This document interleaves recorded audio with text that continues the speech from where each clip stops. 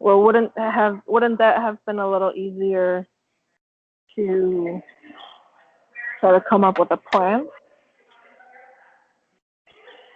when it was just yourself? Because then you can answer to yourself. Easier to come up with a plan. Well, you're saying that when it was four people and then one person left, we didn't really have a plan to adjust to that. Yeah. And then another person left, and we still didn't have a plan to adjust to that. And then ultimately, it was just you.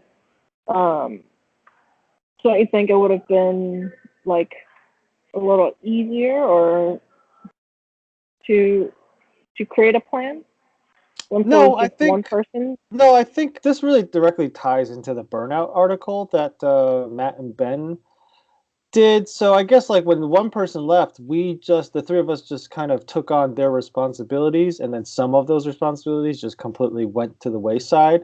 And then we didn't really hire somebody else to help. And then I think the same exact thing happened when it went from three to two. We kind of just took on some of those responsibilities. Um, and then even at that point, that's like way too many responsibilities for two people to handle. Like two people, that's too much work for two people to run a company of that size. But what our mentality was, is just keep working, keep putting hours into it, keep working harder, um, and that eventually that doesn't work. How does it not work? And what aspect does it not work? You get burnt What do out. you mean? Like the so Yeah.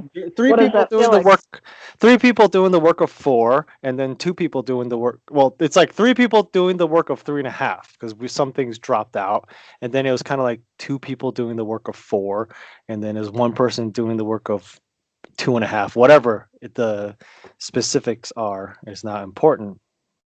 And then it's just like you feel like you just have to keep working and keep taking on more responsibilities in order to keep this thing going, and that leads to burnout because you're working too hard and too much.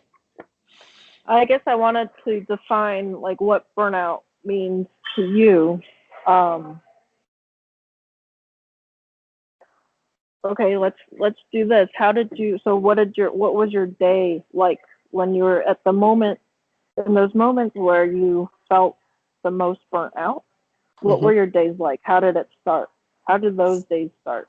See, the thing is you don't realize it until afterwards, because when you're burning yourself out, you basically just work all day, every day. You just wake up, eat, work, eat, sleep, wake up, and then that's it. And then you think that's what you're supposed to do, whether it's from the culture, whatever the startup or work business culture, or from the way you were raised, or the culture of the company. Actually, the culture of the company that was started, um, it just carries on that you're just supposed to work.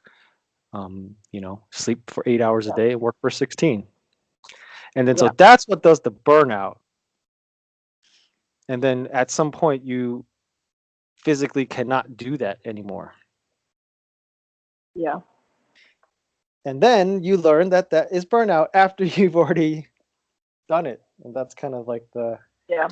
So you the only realize it after the fact. You only realize what you were feeling, and that like, were you exhausted physically? it's Because it's you like said you're. so like you realize that the model is not does not work. If you work, the model is like the harder you work, the more you work, then the more of other people's responsibilities you take on, the more successful the business and the company and you will be.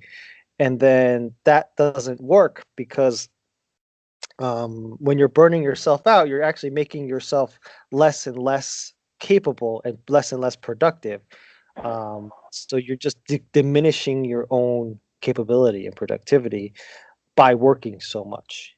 And then Yeah, you realize like, oh, I just worked for a whole week, and I'm not getting as much done as I've been in the past. And then um, for me, it was like, oh, there's must be something wrong with me. I must not be working hard enough or working smart enough or doing the right things or whatever. But then eventually you realize it's like, oh, you're burnt out. You can't work as much anymore because you've worked too much. Did you try anything to get yourself out of that state, out of that kind of burnt out, exhausted state? It's by Did for you? me So by you say? So you were saying? Sorry.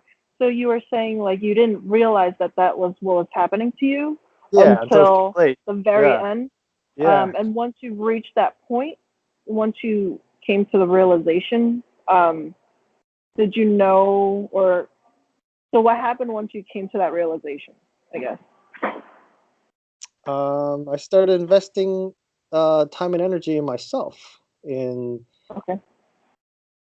myself, in recovering, in rest, relaxation, Yeah. rewarding yourself for the work, all those typical things. Is it working for you? Is that recovery process? Are you still in that recovery process? Yep. Yeah. Is it making you feel better about yourself and the accomplishments that you had that you couldn't celebrate with other people? Is it making you like appreciate that more within yourself, or? No, it's not that. It's just an ongoing process of the more time you invest in yourself, the more um, capable and productivity you have to give to the company and others. Yeah. And it's just that kind of balance. Yeah.